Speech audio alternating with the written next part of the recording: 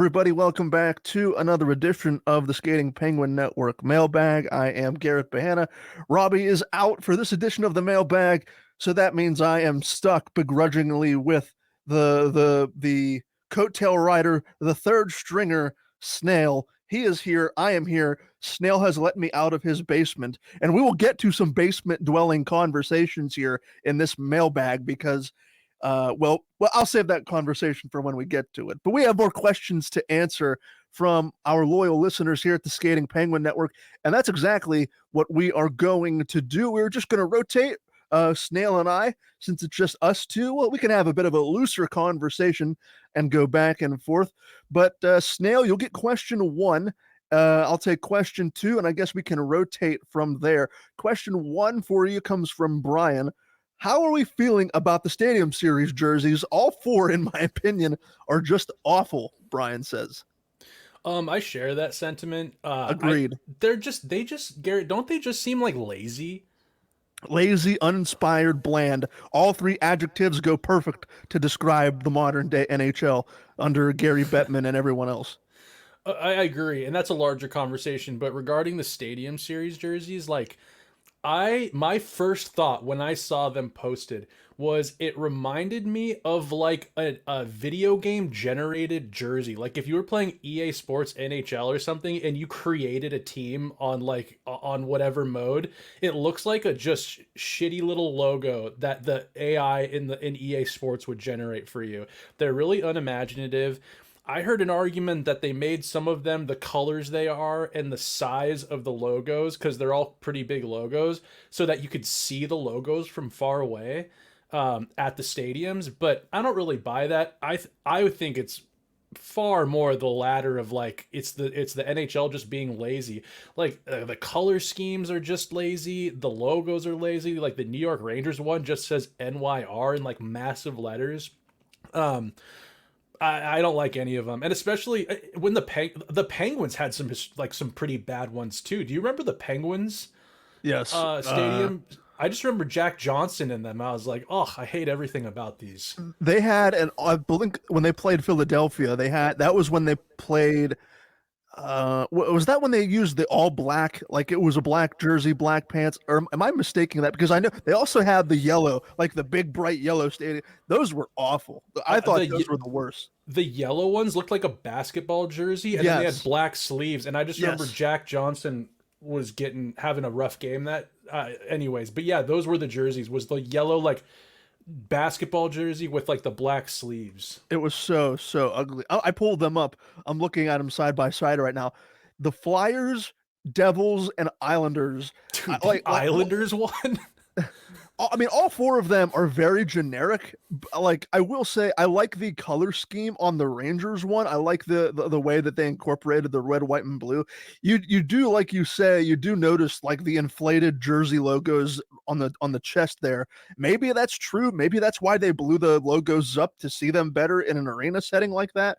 But still, I mean, it's just like the Islanders, for instance, literally just says Isles on like an orange blob, and then the rest of the jersey is like navy blue. The Devils is literally just their logo enlarged, painted black on a red jersey, and the Flyers looks like a regular away jersey. Like it does. It's just that just looks awful. It looks horrendous. It is. It looks cheap, honestly. And, yes, cheap is a good way. The Isles one, have they outdone themselves for like a worse jersey than their old like fisherman logo jerseys? I see a lot of people online. You're either in the camp of you love the fisherman jersey because it's so bad, or you absolutely despise the fisherman jersey also because it's so bad. So I like the fisherman jerseys that I'm indifferent towards. I really don't care one way or the other about the fisherman jerseys. But yeah, it's not a good look. They are very uninspiring, very bland. And I don't think we're not just some like haters either. Like I think the consensus online is that they're kind of they're a soft and kind of weird lazy jersey. I've seen a lot of the similar sentiment, and not that I'm like trying to get on the bandwagon here, but I've seen a lot of similar sentiment in hockey circles online, on Twitter and whatnot, about these jerseys being so bland and boring. Yep, Brian, you're not the only one. Garrett, question number 2 from Brian as well. He asks, who is the most versatile player in Penguins history? We were having a chat about this before we hopped on. We were, and we were trying to figure out whether Brian mentioned like in terms of position versatility or a player that could play on the first line but also play on the fourth line in the same game kind of thing. So I am a younger Penguins fan, obviously. Snail is about 6 years older than me, but still, we're both on the younger side of Penguins fans. The first name that came to mind for me, again, this is, I guess you could call this recency bias because I'm pretty young. First name that came to mind for me was Pascal Dupuis. And Snail said when we were having a discussion before we hit record, that was one of the names that popped into his mind. So Snail also brought up Patrick Hornquist. Like, I think those are two really good, especially recent, but really good examples. Like Dupuis ended up being that throw in the Thrashers trade, but somehow, some way, he found his way onto Sidney Crosby's line. And like you think you look at a guy like Dupuis, who at that point in his career, when he was traded to the Penguins, he had been around the block a few times. Like he was certainly a veteran. You think he's just going to be your average Joe bottom sixer, but he ends up finding chemistry with Sidney Crosby and Chris Kunitz, and that's one of the more fondly remembered lines of that era of Penguins hockey, at least in my opinion. So versatile, you could for me and for Snail, I guess Snail, if you want to add anything else, but I'll say Hornquist and Pascal Dupuis were my two picks for versatility for the Penguins. Nope, mine as well. Alrighty, with that, we will go back to question 3. Now, this question is specifically for you, Snail. Brian is here. What are your thoughts on the concoction known as the Seattle Dog? Snail, have you ever had one, and is it as good as it looks? It's delicious. I actually made them probably like a month ago, maybe like a month and a half ago. Got the hot dogs going, got a little cream cheese on the hot dog, throw a couple jalapeno slices on there. Basically, what it is you're just adding a little slab of cream cheese on your hot dog bun. And for some reason, I don't know why, but Seattle, our thing is like putting cream cheese on things. We have the Seattle roll at sushi places where they put cream cheese inside the sushi roll with a piece of salmon, seared salmon. And then we got the Seattle dogs, which are like the cream cheese on the hot dog with whatever condiments, whatever traditional condiments you want to throw on there. But I also have found, oddly, the cream cheese, there's also like a jalapeno round added to these things. Like the sushi also has jalapeno. The Seattle sushi roll has jalapeno in it. The hot dogs, there's always little jalapeno rings out there to add to them. So I like them. I think they're great, vegan or not. I will definitely have myself one from time to time. I guess I'd be curious. What I'm a little biased because it's a thing around here. I'd be curious. Does that sound obscene to a guy like you, Garrett, out in Pittsburgh? No, I googled a picture of this. The thing that turns me off are the jalapenos, but everything else I could absolutely jive with. Absolutely. I like cream cheese. I really like cream cheese. Like I don't know, Snail, if you like bagels, but like every like 5 or 6 months, I feel like I rediscover my love for bagels after not having them for so long. I just lather those things with Philadelphia cream cheese, and I just go to town for like a good week and a half, 2 weeks. I eat nothing but bagels. That's So hilarious. I do the same thing. yeah, so you like what do they call it up there? Seattleites? What's a native of Seattle? Seattleites. Satellites. How about that? Just Yes. abbreviate. But but yeah, I would slather cream cheese on just about anything I could get my hands on. But yeah, I don't. I think people think that Permani sandwiches here are grotesque and disgusting for putting coleslaw and French fries on them. But I'm looking at the Seattle Dog on Google Images right now, and I could absolutely house like 3 or 4 of them in a row. Oh yeah, and like I guess it's just a matter of like, especially like to you, Brian, out there, like if you like cream cheese and if you like a toasted bagel and if you like hot dogs, I mean, dude, cream cheese will go pair pretty well with just about anything. For sure. All right, Garrett, question number 4 from you coming from Brian yet again, and he asks, now that we are at the All-Star break, and this is where Dubas said he'd assess where we're at and act accordingly, what is it that you think he'll do? When they blew those games out west, I put in our Skating Penguin Network group chat between the three of us that I was ready to trade Gensel. I was ready to blow this whole thing up. I was ready to just yeet myself out of my bedroom window and onto the cement below. I think since then I've kind of stepped back from the ledge a little bit. I'm still not convinced that this is a good hockey team. I think that they're going to be on the bubble for the remainder of the season, which probably isn't the answer that Kyle Dubas was hoping for.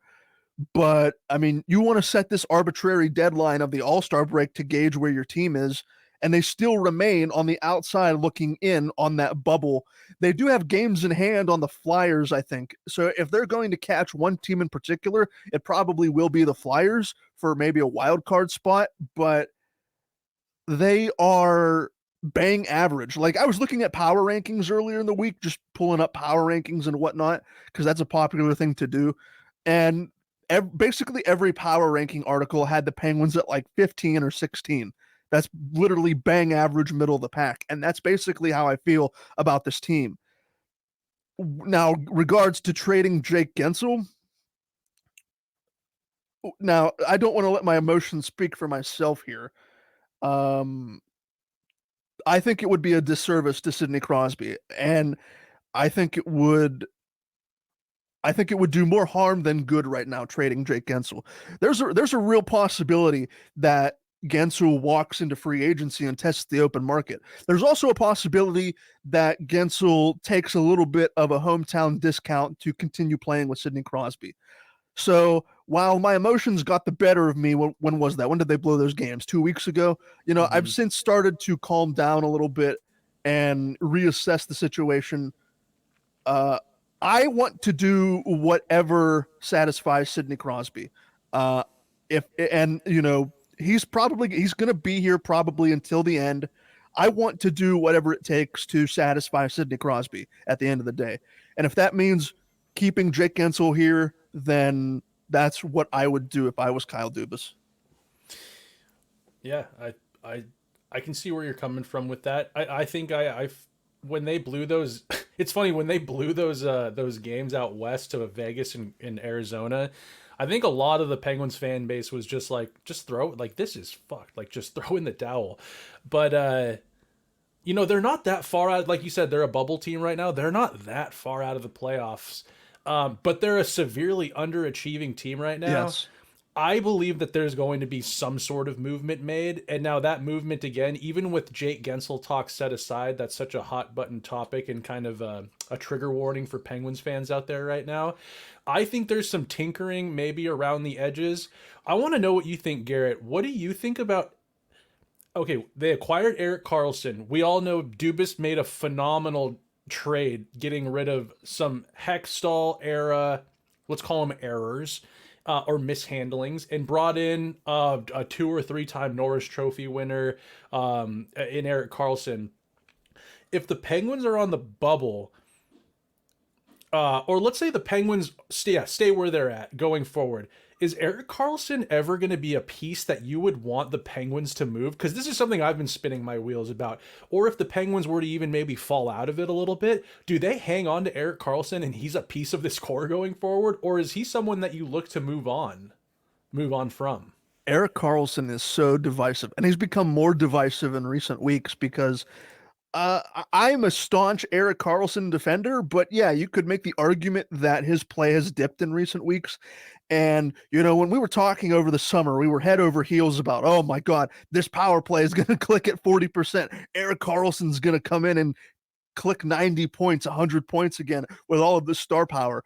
Yeah, Karlsson hasn't been as explosive as maybe we all thought he was going to be right off the bat, but it's of my opinion, now Snail, you could differ, and you're more than welcome to differ. It's of my opinion that, as you described it just there before handing the mic over, Karlsson, in my opinion, is a member of this core now. He is on the same level as Sidney Crosby, Evgeny Malkin, and Chris Letang, and probably Jake Gensel. Everybody else, you can ship him out and tomorrow, and I probably wouldn't have an issue with it. I don't think Erik Karlsson is as bad as his play has warranted some of the online discussion in recent weeks. will he eclipse 100 points and win another Norris? Maybe not, because he is 33 years old. I think he's still an elite defenseman. The mental lapses have definitely been there, and they've been noticeable. And but that's something we've been dealing with for basically the entirety of Chris Letang's career on the back end. You're going to take the good with the bad, and in Karlsson's case, there's more good that outweighs the bad, in my opinion. So I view Karlsson as a member of the core, and really, under no real circumstance would I think about trading him, at least this season. That now, if we're in the same position and we're talking in February 2025 and the Penguins are in the same position they are today, then, maybe it's time to have a different discussion about the landscape of the Penguins in the future and the rebuild and all that stuff. But right now, I view him as a solid contributing member of this core. I'd agree with you. I'm going to keep this short and sweet. I'm going to try not to let my emotions get involved in this. But what I think Dubas should do is, listen, Erik Karlsson shouldn't go anywhere. I think he's a part of the core. Welcome aboard, Karlsson. I think the Penguins barely missed last year with their squad as it was. Erik Karlsson could be the guy to get us out of this. He's a game-changing player. And yeah, I agree. And I said this in the offseason when we were ranting and raving about Erik Karlsson. And I think that there was a little bit of a consensus between on our podcast here that regarding the power play and regarding how we use, or how Erik Karlsson is utilized, I remember making an argument that on prior teams, Erik Karlsson the offense ran through him. And I think that we kind of talked on here, and it was, well, he doesn't need to do that anymore, because the offense, as long as Sid and Gino and Gensel are here, the offense doesn't need to run through him. The offense ran through him on a bad team last year, and he had 100 points. And this isn't, let's get Erik Karlsson points. This isn't what I'm saying. But I'm saying with the power play, what I would like to see done is just give Karlsson the puck. Let him do his thing. Take the Ferrari out of the cul-de-sac and let him run. And you've got, just like we say with Sid and his wingers in the past, his career, you just need good, competent players. The Penguins have far more than good, competent players. They have Sid, they have Gino, Gensel, even I'd throw Rust in there. Very smart, competent, above average players. I want to see Erik Karlsson. You just give him the puck, especially on the power play, and he's a rover. Sometimes he's behind the net. If you watch highlights from him in San Jose last year, he's quarterbacking the power play. He's passing it off. He's going to the net. He's behind the net. Sometimes he's taking a one-timer. Sometimes he's in the bumper position. So he just kind of is ever roaming type of defenseman player out there. I think it's time to give Erik the reins and just see how that works out. At this point, the power play is so abysmal, anything would probably be welcomed that is just even a little bit different. But I want to see that happen a little bit more. And then I guess other than that, I don't really think there's much to do. I don't know if Dubas is going to go out and, does this team deserve a big fish, a big splash trade? I don't really think it's worth mortgaging the future at this point in time right now. Would you agree? If they were in a better position standing wise, I'd probably be more inclined to say, screw it. Like, this might be the last real chance that they have. Trade Yeager, trade Owen Pickering. But that's not where they're at right now. They're on the outside looking in. I think they're 4 or 5 points removed from a playoff spot, I think, if memory serves. If they weren't, like I said, if they were fighting for like second or third in the Metropolitan, then I'd have a different opinion. But no, I don't think, as things stand, I don't think they're worthy of getting a big fish. That's the thing I want so bad. I just want to see consistency. Like, is it so hard to, is it so much to ask for, like a 4 or 5 game or even a 3 game winning streak? Like, win 3, lose 1, win 3, lose 1. Is it so, with all of the talent they have, it's just so maddening that they lack the consistency, and they've lacked it basically all season. Well, I want to say they've lacked that consistency. Haven't we seen this behavior kind of just bleed into their game since like, the Islanders playoff series? I think you're probably right. You could probably make that argument.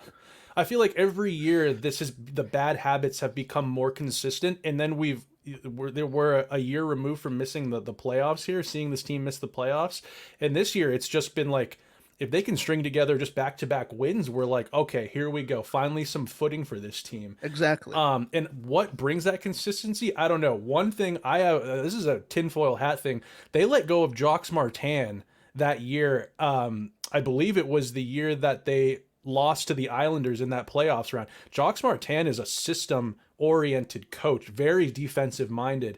And ever since he left, these inconsistencies have started to rear their ugly head.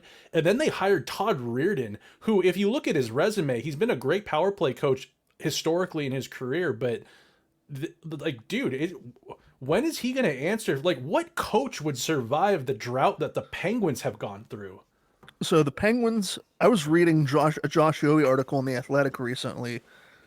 I don't know if it's Penguins policy or NHL policy, but NHL assistant, or at least for the Penguins assistant coaches don't have to answer. That's NHL policy. Is it NHL? So Yeah. so I mean, unless Reardon comes out and makes a public statement of some sort, you're not going to hear an explanation, or you're not going to get a press conference from Todd Reardon. And Snail, you bring up good points regarding Reardon's history, even his prior history in Pittsburgh before he left to go coach the Capitals. He was a top 10 power play specialist, power play coach in the league. I just At this point, is it more on Reardon, or, as you also mentioned before, Snail, is it more on the Penguins, and whether you call it lackadaisical play in their offensive zone on the power play with the man advantage? Is it lackadaisical, or is it mental mistakes? Is it globetrotter hockey? Is it a combination of all of those things? Because the talent is there. We've said how many times on this podcast, this season alone, the talent is there for this power play to be clicking at least 20%. If not a larger percentage than that. And it's not. I think it's at like 13 right now, which is one of the worst marks in team history. So is it Todd Reardon, or is it the players? Well, looking at Reardon's resume and where his teams have finished power play percentage-wise, maybe it is more on the players for trying to find that perfect, pretty goal, the tic-tac-toe passing, instead of firing everything and anything at the net when you have the man advantage. I'm not a coach. I don't claim to be a coach. I don't play a hockey coach on TV, but it's just food for thought at this point. Maybe it is more on the players than it is the coach and the power play structure. Yeah, is it the chicken or the egg? I don't know, but whatever it is, let's hope that they get it together going forward here, because these games are, I mean, I'm going to need to get on blood pressure medication before too long. Well, the good thing for me is I'm already on blood pressure medication, so I mean, things could get worse, but they could also get better. So who knows? Well, stay tuned. Will I be in a casket by the end of the season? Let's hope not. Stay tuned. Well, you never. The world's going to shit anyway. Anyway, we'll move on to question. Another podcast. Yeah, it's another conversation for another time. Question 5 from Brian. Snail, would you like to see one-piece wooden sticks make a comeback in 2024 NHL? Dude, it's funny. I was thinking about this like a few days ago. Yeah, I actually would. I was thinking like, how much? I mean, I don't know. Garrett, have you ever picked up like a composite like stick, like a carbon stick? I have not. No. Okay.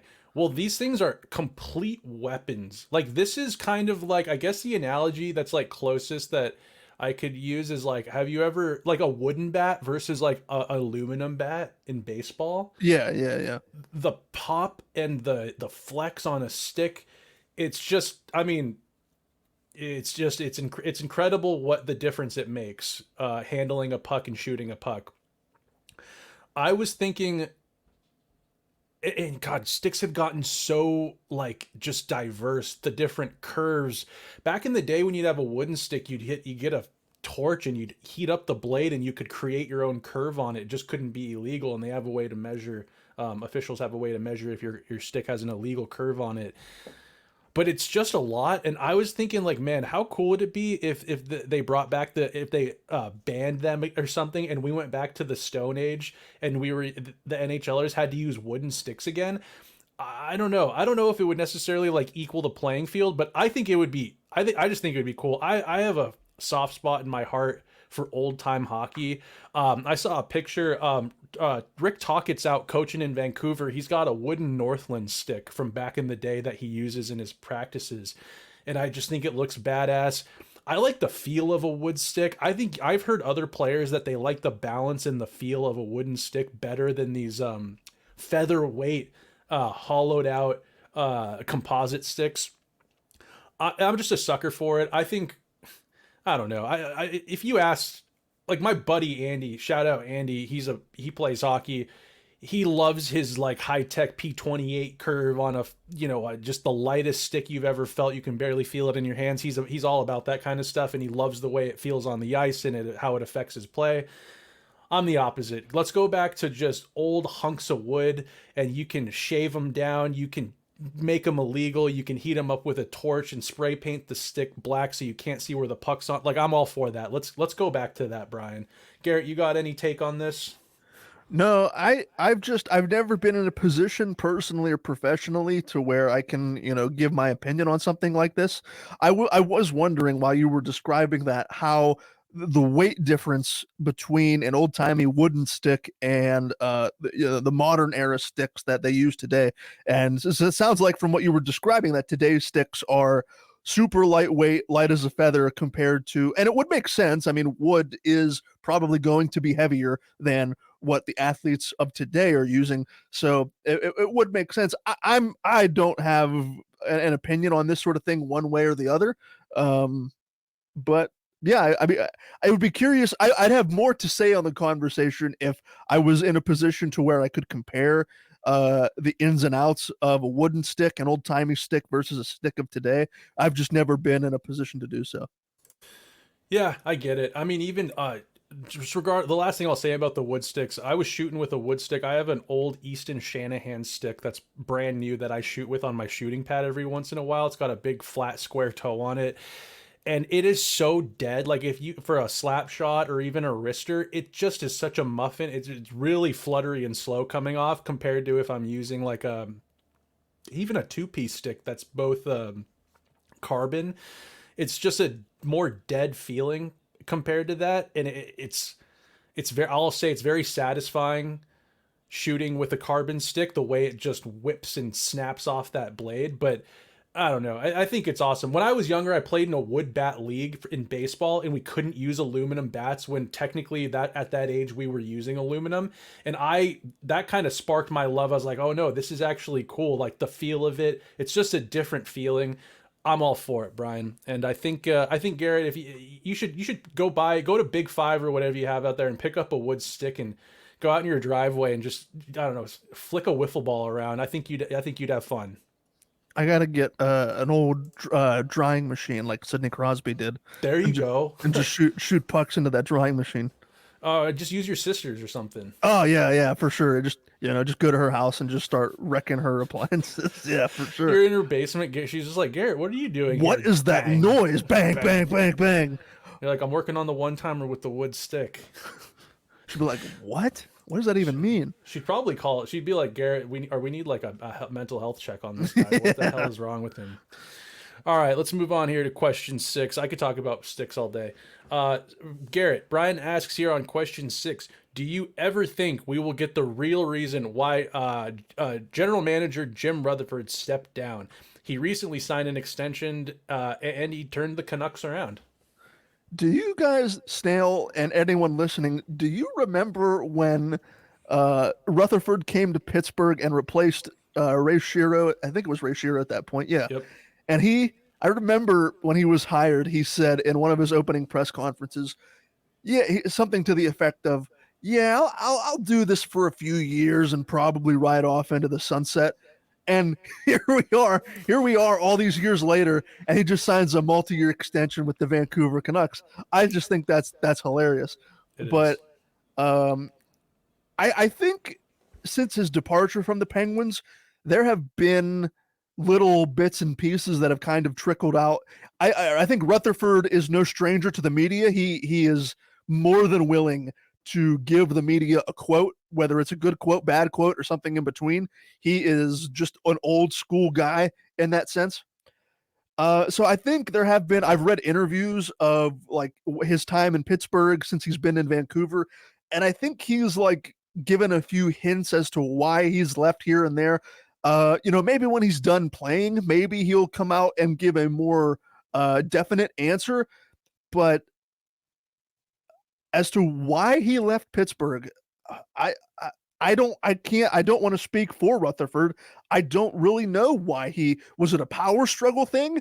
Was it, uh, Lemieux at the time wanted to go in one direction and Rutherford wanted to go. Did he want to trade one of the stars? Did he want to trade Malkin, for instance, and Mario Lemieux say no? Like, we're not trading Malkin. Did something like that come up? I don't know. I don't want to speak for Rutherford because, I may be off base and it may be maybe Rutherford just wanted to recharge his batteries and, unless he decides to come out openly and discuss his exit from Pittsburgh, I remember it being awkward, and then that leading into the hiring of Ron Hextall. But until he comes out and gives a more definite answer, we'll just have to be left speculating as to why GMJR left the post.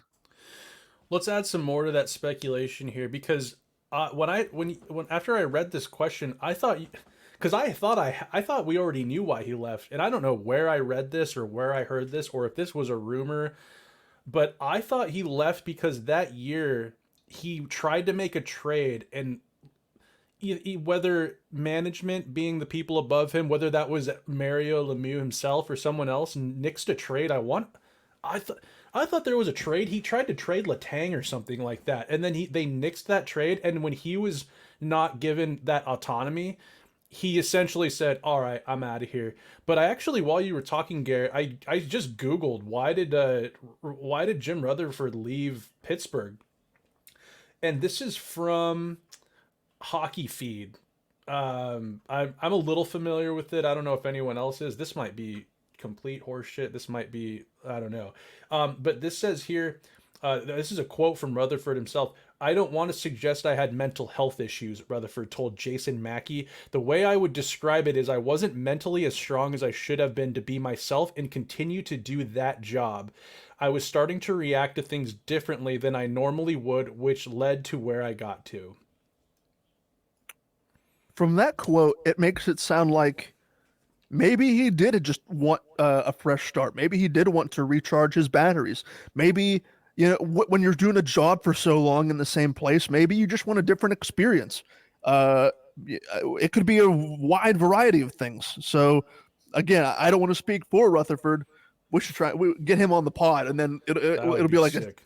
it'll be a tell all of why Jimmy Rutherford left Pittsburgh. But It says Jim Rutherford blamed the mental effects of the COVID-19 pandemic as the reason why he stepped down as GM, which that affected everybody. You're right. I remember reading that at the time. That's right. I mean, yeah, for an older fella like Rutherford, who is probably used to doing a lot of things in person in the office, and now he's here trying. At the time, he was probably trying to adjust to like conducting NHL business over Zoom and whatnot. All of those factors combined, I'm sure, probably played a role in Rutherford stepping away. That's right. I totally forgot. I remember that Rutherford saying something to that effect during COVID. Well, and this isn't necessarily a shot at Canada, but like he left that to go to a hockey mad market in Vancouver if he was like not reacting well to scenarios in Pittsburgh. I don't know. It's just a little ironic, isn't it? Going to a Canadian market. Is Rutherford Canadian or American? I thought he was. Is he from Pittsburgh? Jimmy Or did Rutherford. he play here? He played in Pittsburgh. In the what that would have been the 70s. Because yeah, he was a goaltender, wasn't he? Yeah, he was a goaltender. Let's see what it says here. He's a Canadian. Oh, okay. He was born in Beaton, New Tecumseh, Canada. Oh, it's in Ontario. Okay, he's a good old Ontario boy. Whatever. Well, anyways, I guess that solves that why he'd go to Canada. That's home for him. But yeah, sure. Well, let's move to question 7 then, and talk about this question from Brian Snail. Snail, I think You have dogs and cats, as Brian says. Are you dog or cat people? Brian chirps at the end of this question with, "I can definitely see a few cats in the basement with Garrett." So dude, growing up, I always was like, just by default, I'm a dog guy. Because I have had some great family dogs in my life, and I do love dogs. I love all animals, but I love dogs. I got to be honest with you.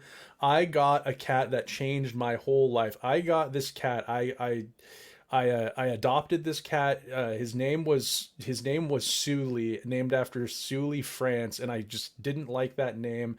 So I just started calling him Susan and Sue, like a boy name, because he's a boy cat, a big orange tabby cat named Sue. And this cat changed my whole life. I was like, no, I think I'm a cat guy, which like you red flag, whatever, chirp being soft because you like cats, dude. This cat is awesome. And then I actually helped rescue and save this abandoned baby kitten. So I have one dog and I have two cats and I have also a rabbit. I have a the rabbit is essentially a cat as well.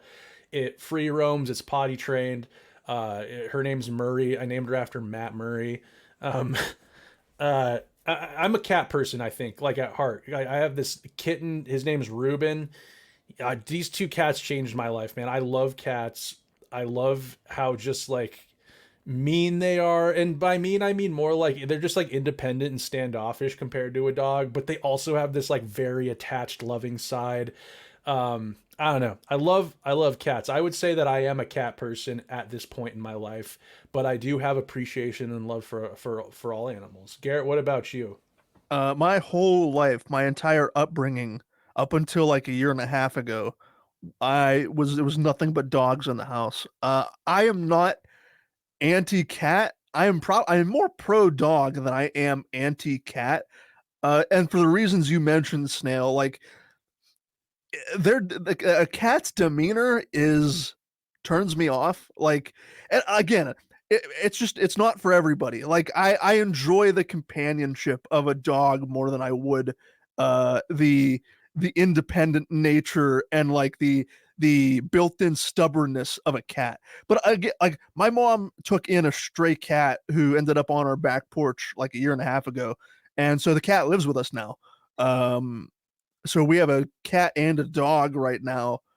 But I think just because I've grown up with dogs in my household, I'm probably more pro dog than pro cat, if that makes sense. Yeah, so like if you do you get along with the cat? Does the cat like you and does he ever like sit on your lap or like follow you around? No, like the cat is terrified of me, and I don't know Uh why. Because like I don't interact that much with the cat. Like, the cat just does her own thing, and like it's not like I'm in the cat's space. Like, I'm not like, invading its personal space or whatever. But for whatever reason, like every time I'm walking around the house, the cat just, and I don't know if it's like this for other people. I haven't noticed, but for me specifically, like if I'm walking into the dining room or the kitchen, or if I'm walking downstairs, back upstairs, like the cat just skitters away really quickly for some reason. And I've never done anything to the cat. Like, I mean, I don't abuse animals if that's what you're thinking. But no, no, dude, this is my parents' cat. I helped name this cat.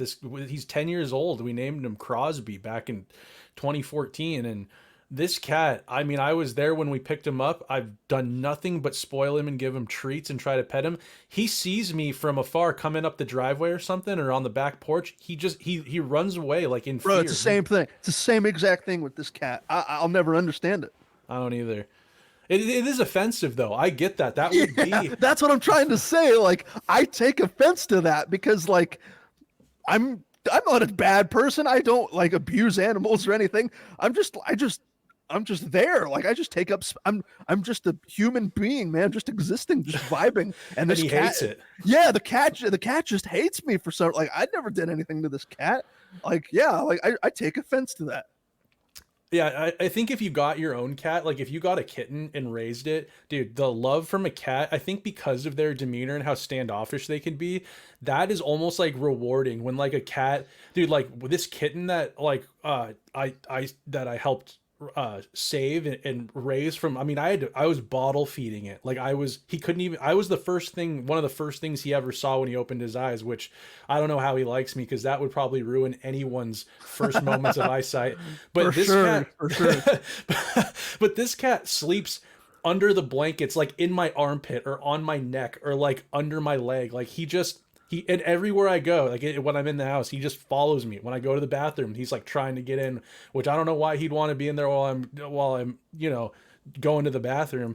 But wherever it is I go, when I'm getting food, he just is my little shadow. And there's something about that will turn your heart of coal into, what is it, the Grinch, the heart that's just like, you'll have like a heart that's 3 times bigger. It's just the most amazing thing when you have that going on. So maybe you just need to invest in your own kitten and cat. I need to invest in cat coin. I should have invested in Bitcoin, but now I'm gonna invest in cat coin. Yeah, cat coin. There you go. All right, are we on question 8? Yeah, question 8 from Brian. Okay, question 8. All right, Garrett, are we going to, this is from Brian, are we going to When We Were Young Fest in Vegas in October, which I believe is, for those that don't know, I could be wrong, but I think, isn't that the big, essentially the emo festival that's Yeah. replaced Van's Warp Tour? Yeah, let me pull up the lineup here. I tuned into When We Were Young. I think I found a stream of it last year. It was last year. It was Green Day and Blink. This year, it is. I think My Chemical Romance is the headlining act. I think it's like the 20th anniversary of the Black Parade. I think. Oh, I remember when that dropped. Yeah. Fallout Boy and let me pull it up. Fallout Boy and My Chemical Romance look like they're the lead acts for this year's festival. Let me look at some of these bands here. I have to get up to my computer. Let me see. Let's see. I like Day to Remember. I like it. I really like Day to Remember. I really like Coheed and Cambria. I've seen them in Pittsburgh. I really enjoy Coheed and Cambria. Under Oath. I've seen Under Oath. I really enjoyed them. Who else? Let me see.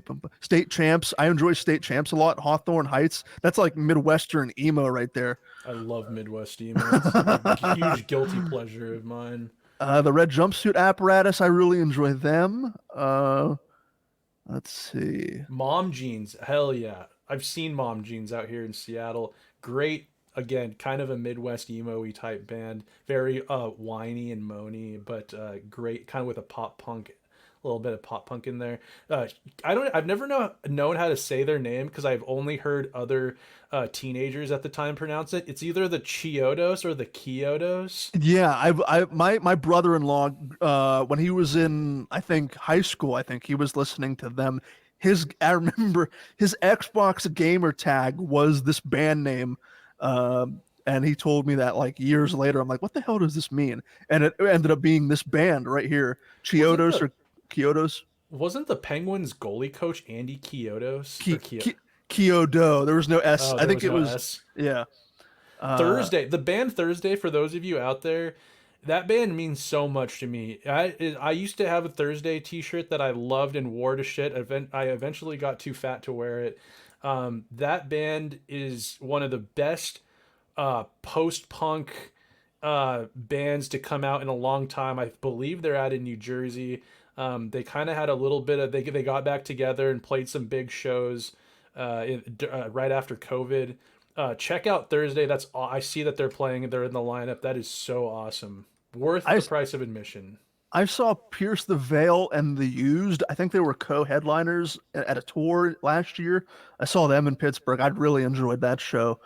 All American Rejects. That's like pure pop punk right there. That's up my alley. My brother-in-law really liked Dance Gavin Dance for a long time. They were in that like kind of like screamo resurgence that was going on with like I just think of them in the I don't know if you remember this, Garrett, but the band t-shirt graphics were super cartoony, crazy colors. Yes. LS Dunes, I believe they're a super group with a couple of guys from My Chemical Romance. Let me see who's in this band. Okay, yeah, they're a super group here. Circa Survives, Seosin, The Sound of Animals Fighting, and there's a guy from My Chemical Romance in there as well. Thursday, awesome stuff. This looks like a tremendous lineup. I'm on their main website right now. Hotel and ticket packages starting at $577. So I Sheesh. mean, if you go with a group of friends, you could easily split some of these costs, so it's not as like as it's more manageable. So, but I mean, my brother-in-law, who I go to all these concerts with, I mean, he has two kids, two small kids he has to raise now. So I don't think he and I going out to Vegas, I don't think we could make the logistics work from that sense. But I'd love to go to when we were young and just like bask in the environment and take in Oh some good yeah. music. Dude, oh my God. I would love to do that. But here's the thing. I got to be honest with you. Brian, he asked this. Yeah, Brian. Um, See, I'm still upset that they got rid of Vans Warp Tour because Vans Oh, I know Warp a lot of Tour, people. Yeah. they came to each and every state. Yes. And now they're having it's essentially a centralized location now where they're beckoning in Vegas. Like, dude, come on. I don't want to go to Vegas. Like, Yeah, I know. I know what Vegas you for mean. me is a lot closer than you, I think, Garrett. Yeah, Vegas for sure. you is a Yeah. lot farther. It's really sick when you can just count on Warp Tour. It's not going to be the same lineup. Like, that is a stacked lineup. But with the resurgence of I would say, the pop punk revival, as well as some of these bands that were big, not to sound old, but like when I was younger, and now they've come full circle and they're popular again. I just think that you'd see a lot of these bands at a Warp Tour. I wear Vans shoes. I'm a backer of Vans, the company. I would love to see a revival of that. So I'm a little bit almost like sour at when we were young. Like, can we stop doing this and incentivize Vans to get Warp Tour kicked off again? I don't know. I saw some rumors online to put a bow on this. We'll move on. I saw a rumor that like Warp Tour they're trying to revive Warp Tour for like 2025 or 2026. I don't know how much credence there is to that rumor, but I know for the same reasons why you are sad that it's gone are the same reasons why they're trying to revive it. It's I so don't. funny when you say Vans, this mega company is trying to revive it. I'm Yeah, I like, know. dude, like, you with the reaches you have, are you trying to spin me a yarn that it's somehow difficult for you and I'm supposed to buy that? And also, why would they get rid of it in the first place? It wasn't like COVID happened and they stopped doing Warp Tour. They stopped Warp Tour before COVID, I believe. Like, Yeah, it was. I'm many pretty years sure it was before long. that. Yeah, yeah, it was years before COVID or anything like that happened. I don't know. Yeah, we should turn our podcast into a Let's Revive Warp Tour podcast and just talk about like emo music and sad boy tunes and Oh, see where absolutely. that gets us. Because Absolutely. I don't have why don't I have a girlfriend? I don't know. I'm just gonna turn on some sad pop punk and Midwestern emo and cry myself to sleep at night. But that's a conversation. Like Snail said, that's a conversation for another podcast altogether. That's we. I was gonna say, Garrett, I have a girl and I still go sit in the corner and listen to sad boy tunes with my headphones in and There we cry go. about it. So I'm not alone. I know I'm not alone. At least Snail's here, and we can listen to our sad boy music together. But Snail, this next question is for you. As multiple weeks now, we are continuing the knee replacement discussion.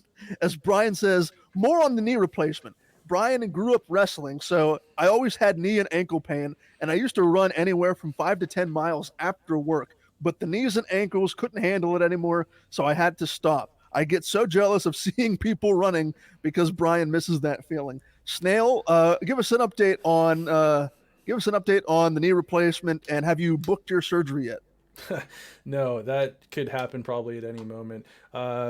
I just wanted to quickly touch on this. There's some details you read out there in Brian's question that I don't really understand. And that is, he said, I used to run anywhere from 5 to 10 miles after work, which is he walks. I mean, how many steps did he say he would take on his walks? He's walking or he's running. Dude, Garrett, do you run for any reason other than maybe for your life? Good God, no. You will never, under any circumstance, like Snail mentioned, unless I am being threatened for my life and the adrenaline has to kick in. Let me make myself perfectly clear here. I have to be feeling the effects of that adrenaline because there is no circumstance where I will be running for the enjoyment of running, even for exercise's sake. Like, I understand the importance of exercise and what running can do to your cardiovascular health and all of that, but under no circumstance will I ever be running for enjoyment and or exercise. What about after you just worked a full day? And that is the kicker. That is where like that gets to like really sick territory. Like you work an 8-hour shift and you decide, screw it, I'm gonna go run for 5 or 10 miles after I get done with this 8-hour shift. Like that is some demented behavior right It there. honestly upsets me. Like I don't really feel good right now. It makes me irrationally angry that we're discussing this in a way that we are. Like, imagine working for 8 hours and just, you want to come home, decompress. No, this guy wants to go back outside, or maybe he's on a treadmill. I don't know. But he wants to keep running for 5 to 10 additional miles. Like, what is wrong with you? Dude, do you know how far 5 to 10 miles is on foot? Like for an average person like myself and maybe Garrett? Like if I have to walk a mile, I'm like, is it really worth doing?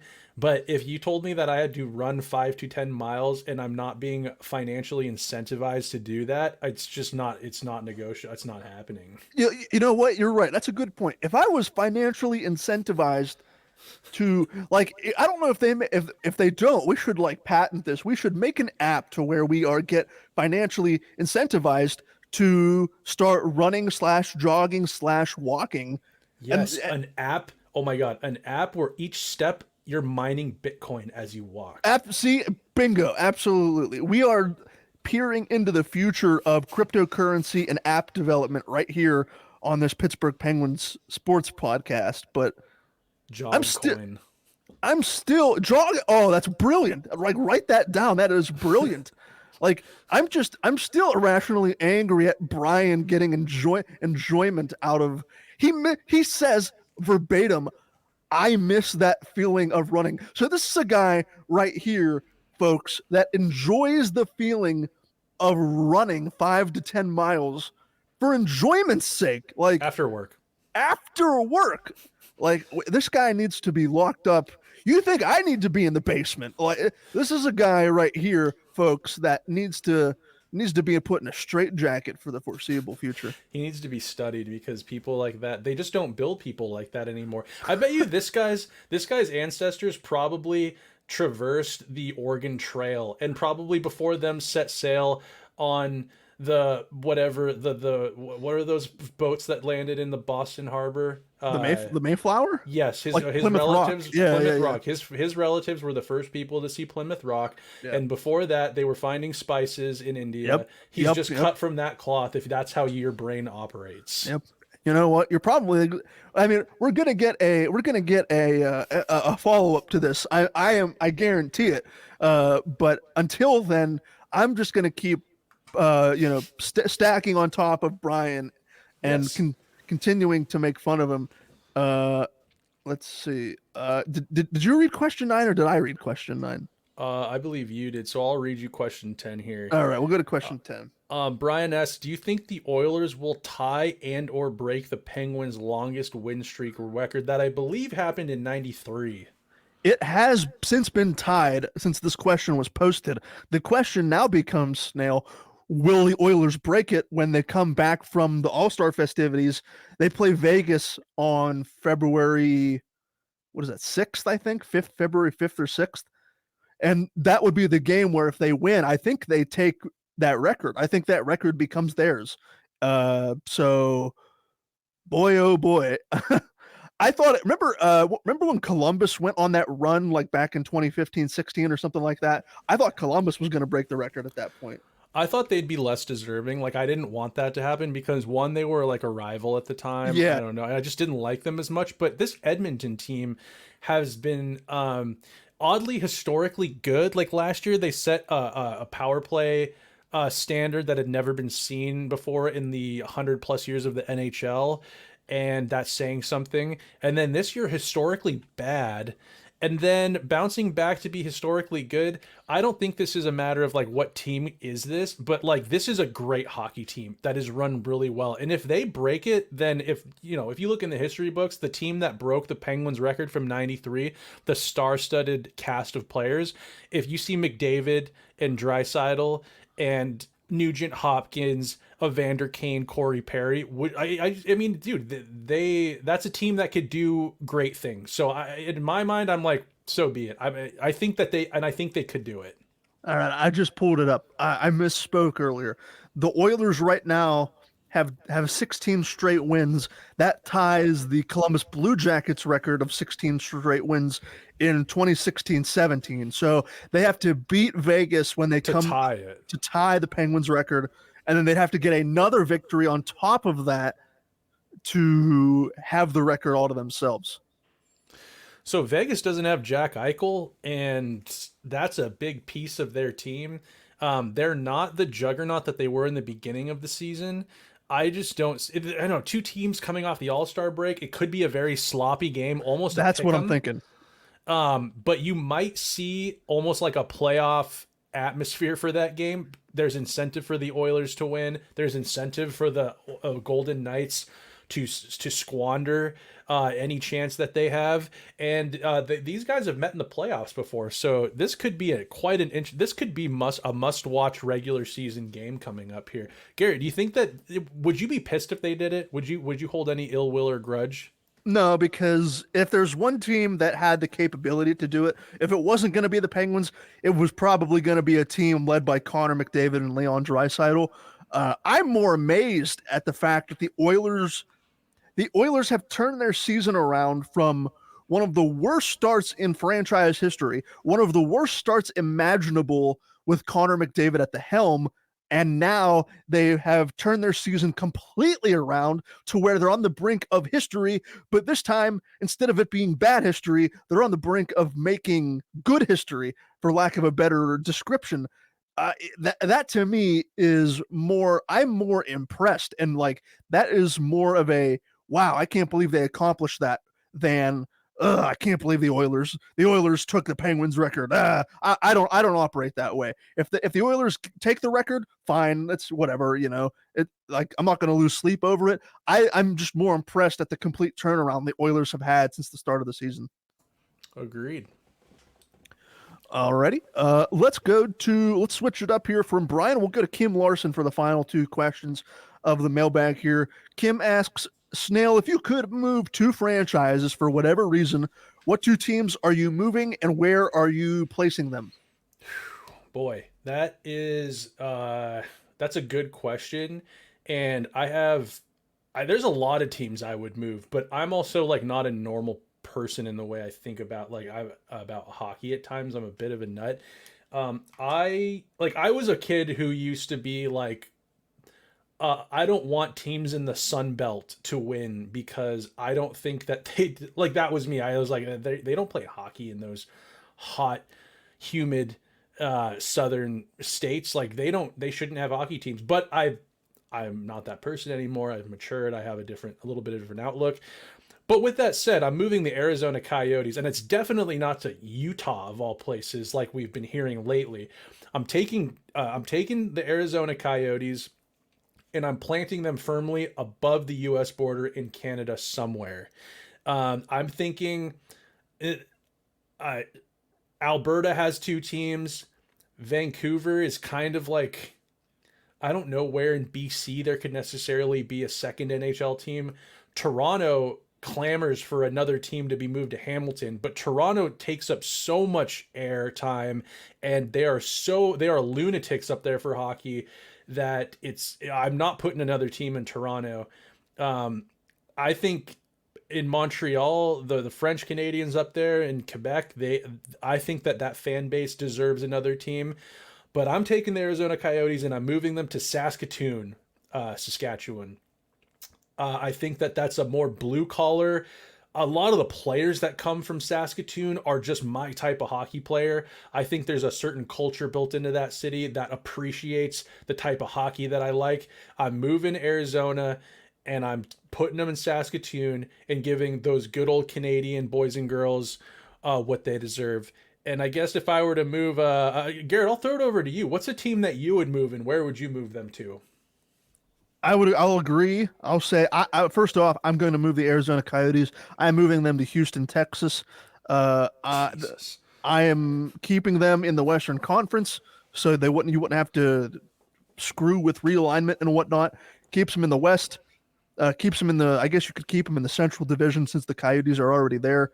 Uh, get them out of Arizona. Houston. I mean, it's going to happen eventually. Houston and Utah are probably the next two cities that are probably going to get, or Salt Lake City, I should say. Uh, Houston is one of the most populous cities in the country that doesn't have an NHL team, and I'm sure with how the NHL operates, that just brings up a whole bunch of dollar signs in their head, tapping into that market that is, again, not starving for hockey, but if Gary Bettman has his way, it's a non-traditional hockey market. You have a rivalry there that you could build up with the Dallas Stars. Houston and Dallas don't like each other. You could build that up. So I'm moving the Coyotes to Houston. The second team. That's a good question. Garrett, hear me out here quick. So I think that where a team right now, the NHL is talking about expansion again. And you know what drives expansion and movement of teams is money. Money rules everything around us, is what Wu Tang once said. And I firmly believe in that still. But when are we going to stop looking at the money, and when are we going to do the right thing? And that's move an NHL team to a place where hockey is embedded in its culture, where there were frozen ponds, where there were kids on Christmas Day going out and playing with their new Sherwoods and Titan sticks out on the ponds, where there's been generation of ice skates on children's feet. What about Montana? I know. Have you ever been to Montana, Garrett? I have not. No. I haven't either, but I know that that's what goes on there. Montana. I have friends that are from Montana. It's a grittier, it's a blue collar type state. I think overall there's a lot of money that's moving in there. There's ski resorts. There's all sorts of recreational. There's a lot of recreation. People that enjoy recreation go there and spend a lot of money at their various resorts and theme parks and whatnot. Let's move a team to like Montana and just right up there it's a border state. It actually gets cold there. It's not Houston where there are generations of people that have never seen a snowflake in Houston. Let's move hockey to a place where it would really mean something to the community. You got it in Minnesota. You've got it in or maybe what about Maine or something like that. They're way up there. There's kids that play hockey on ponds up there. Look, when can we start thinking like that? Or is this something that I'm just a lunatic for even wanting to believe in, and it'll never happen? I don't think it will happen because you answered your own question there. Money drives everything, and knowing how this league operates, it operates by way of the dollar sign. The owners are so attracted to the $500 million expansion fees. I probably if they go the way of expansion for Salt Lake City, you're looking at an expansion fee of what, $750 million at least. I thought it was Was it a billion? Start with a B. Yeah. Probably, honestly, like that's not out of the realm of possibility, and that's probably more likely what's going to happen. You're looking at $1 billion expansion fee. I thought you were going to take that discussion, Snail. Before you said Montana, I thought you were going to say Quebec City and like reviving the Nordiques. I thought that's where you were going to take that conversation because people have been clamoring for a revival of the Nordiques since they left Quebec City. I mean, I want Quebec City to get their team back. I think they've just got a beautiful arena, I've heard, in Quebec City, just waiting for an NHL team. And you know what? I think they deserve it, but Gary Bettman just waves his naughty little finger at them and says, no. You can't Dikembe Mutombo, not in my house, not today. Don't even think about it. And it upsets me because I think Gary Bettman has an agenda, and I think Gary Bettman hates Canadians, and I think he's trying to steal their sport and their culture away from them and give it to the South, which I hate the South in the United States. So I'll digress. Garrett, I'll let you finish this one off and give your thoughts before we move on, because I get a little fired up over these things. No, I was looking at some quotes earlier today, as a matter of fact, and uh, today the news broke that the NHL is going back to the Olympics. They're going to have that Four Nations of Hockey tournament next year, I think. So a lot on the horizon for the NHL and its players. And Bettman was asked, or someone of high-ranking status in the NHL was asked about the Arizona Coyote situation and the arena situation. Will the Coyotes owner Merwello, I think that's how you say his name, will he get the funding in place for a new NHL ready arena in Arizona? And I was reading that it may or may not happen at this point, which is not a good sign, because if there's one thing Gary Bettman wants, it's for hockey to work in the desert. I see you shaking your head. At this point, Snail, I'm more inclined to agree with you and shake your head and go, at what point do you just cut your losses? It's not working in this market. Just let Arizona have an NFL team and an NBA team, have the Phoenix Suns and the Arizona Cardinals, and cut your losses. You're the second tenant in a college hockey college arena. You're the second. You're not even the primary tenant. You're playing second fiddle to what is the Arizona State Sun Devils. Yes. So that, I mean, right there, what professional sports league would go into a situation like that other than the NHL and say, yeah, this will work. This will work for the time being. It's like, delusion. It really is delusion. Like the NFL under no circumstance would downsize to that extent and wait for one of their teams to have an arena built like that. It would just never happen. Garrett, you bring up the NFL and what they would do if they were in that situation. I'll take it a step further and just be like, did you see what Seattle did? And I'm not tooting my own horn here, but like, did you see what Seattle did when they got the opportunity for an NHL team? They renovated. They moved heaven and earth, quite literally. It's basically a new arena. Climate Pledge is a new arena, and it's been there for like 50 years. That building, the structure of the building has been there for like 50 years. But for all intents and purposes, it's a brand new arena. It is, and they got to it like there was a desire. The like you said, this owner Morello or whatever his name is down in Arizona, he's trying to get funding. They're poking and prodding. They talked about Mesa, they talked about Phoenix, they're talking about Scottsdale.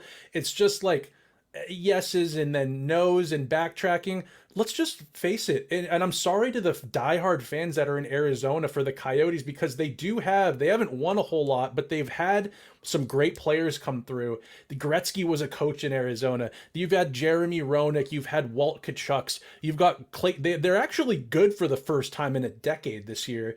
And let's just be honest. And I'm not talking to the fans out there. I'm talking about the rest of Arizona. Like, there's the desire is just simply not there, because the states that want hockey teams, they fork up the money quick. The money is not even the issue. It's they just make it happen. It happens rather quickly. So Vegas wanted it, boom, got done. Seattle said they wanted it, boom, got done. They got Russell Wilson and Marshawn Lynch and Jerry Bruckheimer together, and they just said, here's my money, shut up, we got the arena, give us the team. It's not happening in Arizona. And at this point, they're, like I said, relevant and good for the first time in a decade. And that is not helping whatsoever. Let's just face it, the experiment is over, Gary Bettman. I agree, to put a bow on it. I think the clock is ticking in Arizona, and I think it's only a matter of time before that team is moved out of the desert and into Utah, which is such a boring place. Like, come on. Anyways, all right, Garrett, let's go to question 12. And this is the last question, I believe, of our mailbag for today. And Kim Larson asks, does Walmart deliver food to Garrett's basement when he's in quarantine? And does it work the same way as the pizza delivery in Home Alone? So not only Snail, I'm looking directly at you, and Robbie, if he were here, not only do we have Brian ragging on me for being locked up in a basement and being punished, but now we have Kim Larson, one of our loyal European viewers, or listeners, I should say, ragging on me, and you've turned this funny little side joke on the podcast, locking me up in a basement. I see you smiling. I may not have my face cam, but I can see you. That was Robbie who brought up the basement thing. That Oh, was actually his thing. so okay, so you're not free. You're not escaping this, Snail, even if it was. So you I've had the chance. perpetuated it.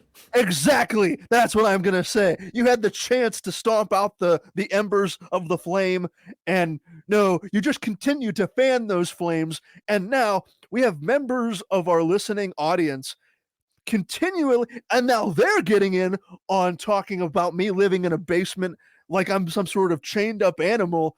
And it's because of you and Robbie thinking that just because when I'm not here on days when I can't be here for schedule conflicts, they think that I just live in a basement and I'm like a caged up lion. You just throw me a chunk of raw meat from the refrigerator and you go, here's your dinner for the day, and so quit your crying, and then you just see me 24 hours later to feed me again. What do you have to say for yourself now that we have fans on different continents thinking that I am a caged up animal? I'll just say one thing before you get to the actual nitty gritty details of what it is you're doing when you're not here. It's not a piece of meat. We have Garrett. There is a great gentleman, like you said, a loyal listener.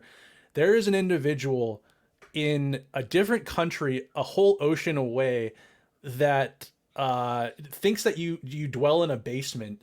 And and yeah, he doesn't think that we throw a piece of meat down there for you. It's actually a Walmart delivered pizza. Yeah. So that's all I really have to say. But why don't you inform them on what, you don't got to get into the nitty gritty, I guess, but just like, he's not in a basement. I've perpetuated that. And what's actually hilarious is the basement that Robbie actually insinuated where you are dwelling in these times of your absence was actually perpetuated from the Pittsburgh toilet rants that we'd had. I didn't know what a Pittsburgh toilet is, and I think maybe I did start it in saying he's in the basement because I'm saying you're on the John in the Pittsburgh toilet, laying a moose, and maybe get locked down there in an accident. And then Robbie was like, "Oh yeah, he's in the basement." So that's actually where it stemmed from, I do believe. That's right. I remember we did have those discussions earlier about the Pittsburgh toilet. I've lived here all my life, and I still think a Pittsburgh toilet's one of the most fascinating pieces of architecture you could put inside a house. I mean, you don't see it much anymore. All these houses where I live are, they're from like the 1900s, and around that time, a lot of the houses are anyway. So that's when the Pittsburgh toilet kind of came into being, when all the steel mills were hopping off around where I live. But it's funny. It's also plain ridiculous that a conversation about a Pittsburgh toilet transformed into me being locked up in a basement, and then that took on its own life of me being locked up in a basement and treated like a caged up animal to where we are right here, right now. It's kind of crazy how that journey has the ride that we've been on from point A to point B to point C. It is hilarious. It's like the game of telephone. It's just evolved into something that it never even should have been. You missed a couple episodes, and now there is a wonderful gentleman in the town in I believe I can't remember if Kim was from Denmark or not, but he thinks that you're eating pizza in a basement. Yeah. Kim is from I believe Denmark, and we have our English listeners too. Tony Gale, Andreas Castle from Germany, Edward Beckham from England. All these people from the other side of the world, from where you and I live. Well, Snail, you live on the complete other end of the country from where I live, but we'll put a bow on this conversation by saying, for the time being, I have made it out of the basement. I'm not getting a Walmart delivery. I am being properly fed. Being given my nutrients, my vitamins. I'm building up my muscle mass. I'm not being held prisoner until the next time I'm being held prisoner by Robbie and Snail, and then you'll know when I'm not here the next time. That's exactly where I am. But I am healthy. I am out of the basement for the time being until I mess up and do something naughty, and then I end up back in the basement. Or maybe you'll be down there working on the one timer when your parents That's got right. a dryer with a wooden stick. Well, Snail, is that the exclamation point you want to leave on the podcast? Just Yeah, beating up dryers with wooden sticks and wiffle balls and whatnot. that's correct. When's the next mailbag dropping? Let's see. What's today? Oh yeah, that's another thing too I wanted to mention. I know earlier in the week when I submitted the mailbag tweet, we had like 35 something responses, and not all of those responses were answered in this week's episode. So a lot of those responses you will hear next week. Next week we will be back on a regular schedule. I believe we will be recording today's February 2nd. We will reconvene like we always do on Monday the 5th, and the part one of next week's mailbag will come out on February 6th. And next week, assuming everyone's schedules line up, we will reconvene February 8th, and we will put, like we have regularly, we'll put up part two on Friday, a week from today. Sounds good. All Thank right. you for the 35. Like, dude, it's awesome the questions, the amount of questions. Oh, we get. isn't it crazy? Like, It is. when we started, we had like 5 to 8 questions, and it's morphed into like 35, 40, 50 questions at some point. So And yeah, it just produces riveting conversation. oh yeah, this is not a hockey podcast anymore. This is a podcast talking about the ins and outs of, what did we talk about today? Wooden sticks, dogs and cats when we were young. We're running the gamut here in terms of content. This is a lifestyle podcast. Exactly. We're the Skating Penguin Network. Yes, the core tenet is the Pittsburgh Penguins, but hey, they've been on a bye week for the last week, so we have to spruce things up every now and again and talk about some lifestyle things. That's right. And we all enjoy it all. We get to know each other a little bit more color and depth added to these characters that you're either looking or listening to. Exactly. Well, that'll wrap it up. That'll put a bow on this podcast for Snail. I have been Garrett Bahana. Thank you so much for listening to this edition of the Skating Penguin Network Mailbag, and we will talk to all of you again very soon.